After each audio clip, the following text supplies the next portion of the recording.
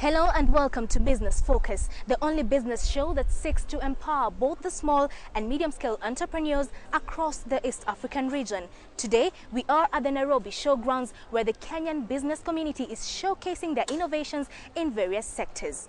On today's show, developments in the dairy sector, Narumoru community earning from forest conservation, and value addition of soybeans in Dar es Salaam, Tanzania. We welcome your feedback about the show on our Facebook page and Twitter handle displayed on your screen. You can also write to us on our email address businessfocus@standardmedia.co.ke or SMS number 8041. I am your host, Mala Kivila.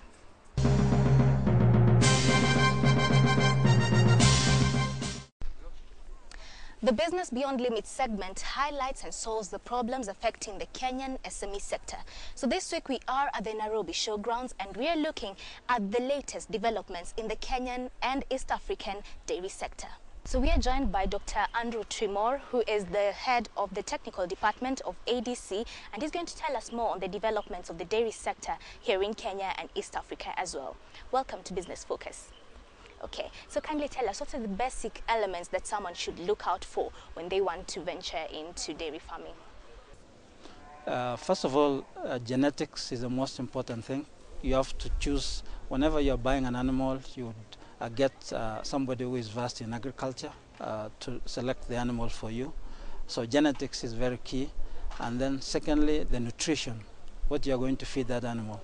You should have enough pasture, enough water, and enough conserved fodder. You see, the trouble with our conditions is that sometimes we buy the animal during the rainy season, and when the dry conditions, the drought sets in, if you have not conserved enough fodder, you'll have problems feeding your animal. So depending on how you feed your animal, the production will go up.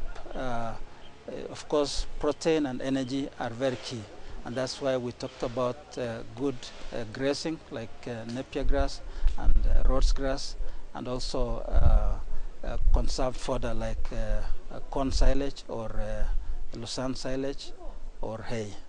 You have the farm, whatever the size, then you have to have basic water. Water is very essential, and of course there are other things like minerals that come in, and of course the farmer must be able to buy supplementary feeds for the cows. So Daktari, kindly tell us, what are the different breeds that are available in Kenya and East Africa? There are basically four main dairy breeds.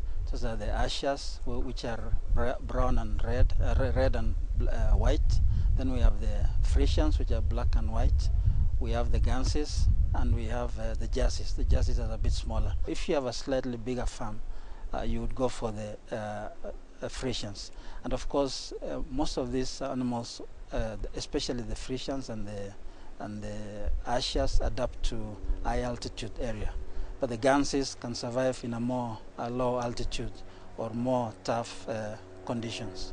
So climatic conditions are key when it comes to dairy farming? Climatic conditions and the size of the farm will determine the breed of animal that you would keep. If you have a smaller animal and slightly tougher conditions, you'd rather go for the Jerseys and the Ganses, which adapt better. But if you have better land in more high altitude area, then it would be better to go for the Ashers and the Frisians. The Frisians, of course, will give you the highest production in milk, followed by the Ashers, the Ganses, and the Jerseys in that order. So the climatic conditions are very key. What is predetermined artificial insemination?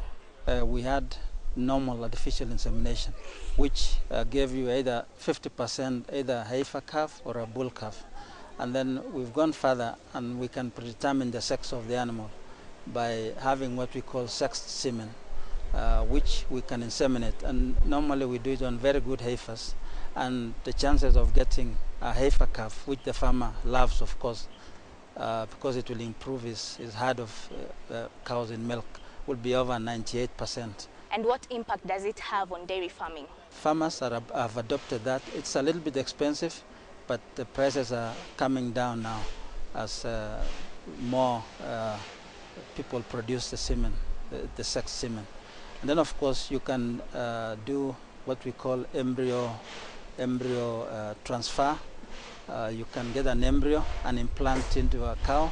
It doesn't have to be necessarily a dairy cow, because that cow will just carry the calf, the embryo to term and give you the calf. So you'll find a Frisian Boran cow giving you a Jersey or an Asha calf.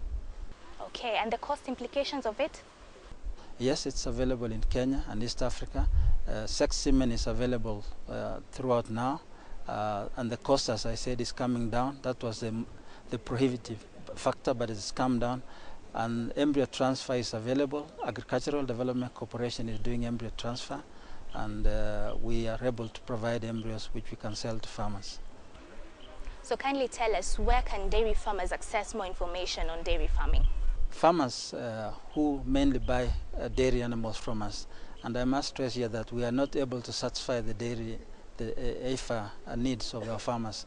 That's why we have used embryo transfer to try and multiply more, to get more heifers.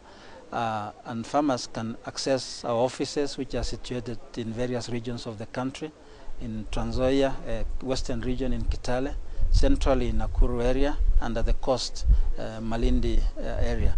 And they can also visit our head offices, which are situated in Development House in Nairobi. And more for those farmers that are technologically evolved, they can visit our website, which is www.adc.co.ke,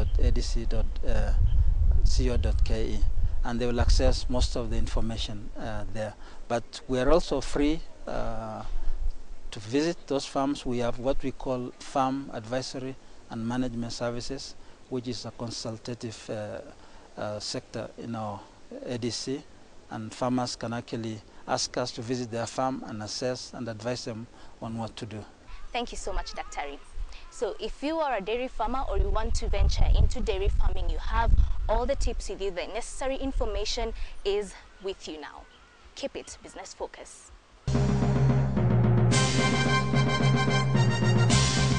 In the Emerging Enterprises segment, we take you to Narumoru area in Nyeri, where a community is making economic gains from forest conservation. Don't go away.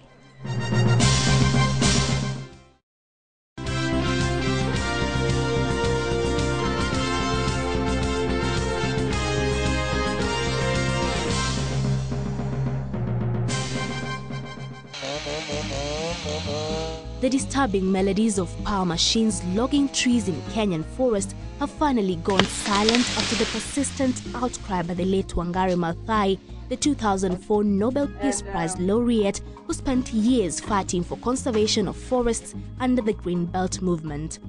The recent years have seen major efforts made towards reforestation and forest conservation in a bid to reverse the climate change. Many eco-friendly products have been adopted to minimize the reliance on wood fuel, among them biogas and ethanol fuel, windmills, solar energy, among many. Ecofuels Kenya Limited, a company in Narumoru in Nyeri, which was initiated in the year 2002, has taken a unique approach to promote forestation and enable the community to make revenue from protecting forests. We did some research and got a way of adding value to the trees that we want people to conserve. For example, croton has always been used as charcoal burning firewood. It's always used to put down with the people living adjacent to the forest, mostly around Mount Kenya where we work. And we thought it's necessary to get a solution for this, a permanent solution. The company has ventured into the production of biofuel using indigenous croton nuts, which are produced by the Mukinduri tree. We mobilized the community to collect for us the seeds of croton megalocarpus. And croton megalocarpus is an indigenous tree in Kenya. It has been there for ages, and it has never been utilized economically. The company has been boosted further by 3 investors who researched and saw potential in the project. After 1 year of investigations, research, consulting and analysis, myself and my partners as investors decided that this is the best place to invest in a plant which has been set up as a pilot. This plant has been running 4 years as a pilot and has proven that the process is viable. The process can be sustained long term. The process is environmentally friendly, and produces no toxic waste. The company has encouraged communities in different areas to form groups to facilitate the collection of seeds in their different areas. They conserve the trees by the motivation that they earn something out of it. Now we are able to get seeds from the farmers. We have set up collection centers. The collection centers are areas where the farmers can easily reach with the small quantities with the seeds. After that, we are able to arrange the payments. We take our truck there with the driver, we make the collections and payment at the centers. And for a plant of this size, we need somewhere around about 10,000 people in the community who are able to gather, collect and harvest the nuts from the forest, bring them into collection centers, and from collection centers bring them into the factory. At the center, the seeds are sorted, weighed, then husking is done using a customized machine. We use simple machines. We use the dehuller. From the store, we dehull, we remove the outer shell. Then the seeds are taken to the expressing machine, the physical extraction machine. It's expressed or squeezed. Then finally we get the oil. The Kenyan government has a very good policy for the production of sustainable fuels, biofuels and environmental products. In Kenya and Tanzania, the awareness for the production of biofuels is very high. The biofuel is further purified to the required standards. The final product, which is on very high demand, is sold to the industries with heavy manufacturing machines. And this is our oil. One, we have those who are the companies, industries, the chemical industries. They buy a lot from us for making different products. But majorly, our target is the engines, not the vehicles, not the small vehicles, the matatus, no. It's about the stationary engines. I mean boilers, generators that are used in supporting machineries in these big industries. Yeah, that's our target at the moment, and that's where we sell our products. The cake and husk are crushed further, then mixed in various proportions to produce organic fertilizer and soil conditioner, which replaces artificial fertilizers and adds carbon and organic materials back to the soil. Then we came up with the bio fertilizers. And what we do now, our husks, we add together with other products. We have other inputs. We use like 5 different ingredients. The company has experienced major growth in the recent years. It has employed 13 members of staff and produces about 800 liters of biofuel per day, an amount which is way below the ever-increasing demand. Our experience indicates that this particular product can grow in Kenya and can be extended to the other countries. So not only does Kenya have a need for a biofuel, our eco-friendly oils, but also for the organic fertilizers as a byproduct. Another area of growth that I would say is at the community level. We have gotten very many people getting interest on supplying us with the seeds. A lot of goodwill that we see. People really value that tree at the moment. Through this initiative, the Nyeri community is actively involved in planting this indigenous tree and conserving forests, for they know the rewards are much higher. We benefit the community because the resource is there already in the forests. Mount Kenya, Laikipia districts are very rich in the croton tree, and the ease of collecting these seeds makes it a very simple produce to harvest. We have gone out of the Mount Kenya region. We are going much to areas like Nakuru, Nyahururu, we're going to Nairobi, Ngong areas. And now what we do in those areas, we get serious people, those who can do it as business. They can be able to set up their own systems. The company is working to expand this project to all the regions of the country and eventually in East Africa.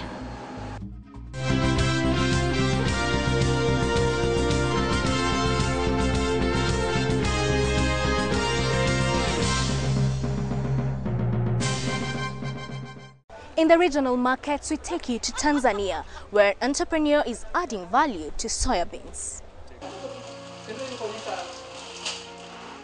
For the second week in Tanzania, we spent time with Marilyn Simba, an entrepreneur in Dar es Salaam who has ventured in value addition of soybeans. Initiated in the year 2000, her business premise is a beehive of activity. The space seems small, but the level of skill and the number of products produced here are amazing. Nilifurahiwa sana kujiunga na fani hii kwa sababu kwanza niko member wa GNLD. Nilikuwa nashughulika sana na upande wa bidhaa za kupromote bidhaa za South Africa. Nilikuwa naenda kununua Nairobi na leta huku na kuja kuuza. Then nikaendelea, lakini baadaye nikakuta baadhi ya product ambazo tunazitumia soya imo ndani.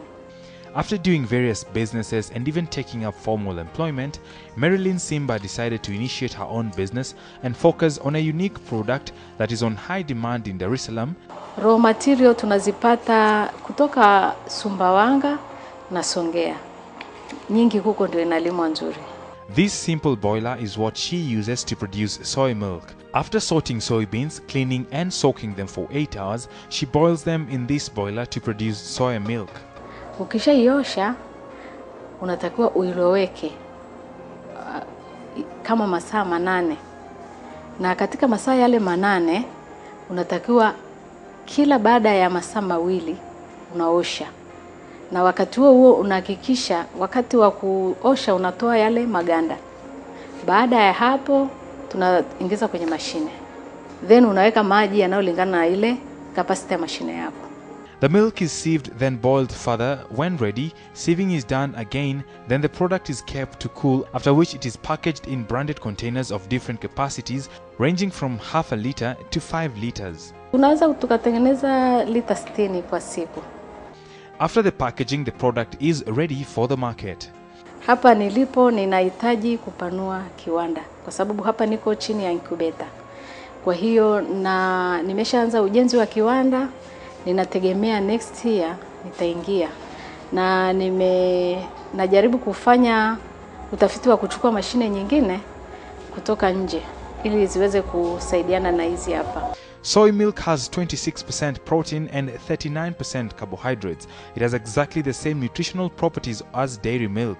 It provides higher benefits than dairy milk because it is a lactose-free and cholesterol-free. Soya ina uwezo wa kupunguza high blood pressure ndani ya mwili. Inapunguza cholesterol ndani ya mwili unapoitumia kwa muda mrefu. Inapunguza pia kuenea kwanza kupata utapiamlo hakuna, malnutrition hamna. Alafu pia unaweza kuepukana na maradhi mbalimbali madogo madogo ambayo yanaweza kukunyemelea ndani ya mwili wako. Kwa hiyo soya ina wingi wa protini ambao unakufanya wewe mtumiaji unakuwa na afya bora. Unanionaje? The remaining cake is mixed with other ingredients to produce bread, scones and samosas, all produced at the center. Katika kiwanda changu kutakuwa na bakery, na kwa ajili ya bakery tu ya kubeki mikate, scones na samosa. Alafu tunatengeneza soya drink. Soya drink ni soya ambayo tayari umeichambua, ukaisafisha vizuri, alafu unaichemsha. Ukishaichemsha, unaisafisha kutoa maganda, alafu unaanika juani. Inakauka kabisa. Baada ya kukauka kabisa, unaichukua unairosti tena. Unairosti kama unavyotengeneza kahawa. Then unasaga, unapata kile kinywaji cha soya. The number of products she produces using soybeans have been increasing by the day due to her creativity coupled with the ever-rising demand. Kuna unga wa ulezi, kuna mahindi, kuna unga wa sorghum, kuna ngano. Kwa hiyo soya ile unaweza ukamixi ili kukupatia kirutubisho kizuri zaidi katika chakula chako utakachokiandaa. She is currently making a weekly profit of about 300,000 Tanzanian shillings, but plans to increase her production capacity to triple these margins by aiming to produce more than 200 liters of soy milk and baking more than 600 loaves of bread per day. She has been able to save an equivalent of about 2 million Kenyan shillings, an amount she has used to purchase bigger machines to expand her production capacity and profit margins. Nategemea niwe na mashine kama 3. Nategemea niwe na hiyo bakery na mills, mashine mills ya kumilzi kama flour, soya drink nini. Kwa hiyo ni vitu viko katika mpango wangu wa biashara. Nategemea nitengeneze mikate 1000 kwa siku. She has also offered employment to 4 members of staff, but intends to triple the capacity once her new bakery starts running. She claims that value-added soybean products offer improved nutrition and when consumed on a regular basis can be part of a program that will not only improve general health but prevent some chronic diseases including heart diseases. Kwa kweli kazi ya ofisi haitoshelezi. Kwa sababu ukitegemea tu kipato cha ofisi, hauwezi kupeleka watoto shule, hauwezi wewe kujihudumia mwenyewe, hauwezi ukafanya kitu kingine chochote cha maendeleo, sana sana utaishia kula. Na wala pia haitoshi uende kazini nauli na chakula hata ya mchana. Ikutoshe wewe na familia. Lakini kama una familia na una watoto unasomesha, utahitaji upige akili, utafute ni kitu gani ufanye ili kupata nani ya kuongezea pato lako liongezeke. Marilyn is determined to transform Dar es Salaam into a healthy community. She believes that in the immediate future, her soy brand will be a force to reckon with in the entire Tanzanian market. Well, that's all we had on this week's show. We continue to welcome your comments, questions and suggestions on our email address businessfocus@standardmedia.co.ke or SMS number 8041. Let's also continue with this conversation on our Facebook page and Twitter handle. For myself and the entire KTN team, thank you for watching. I am Mala Kivila. Good night and God bless.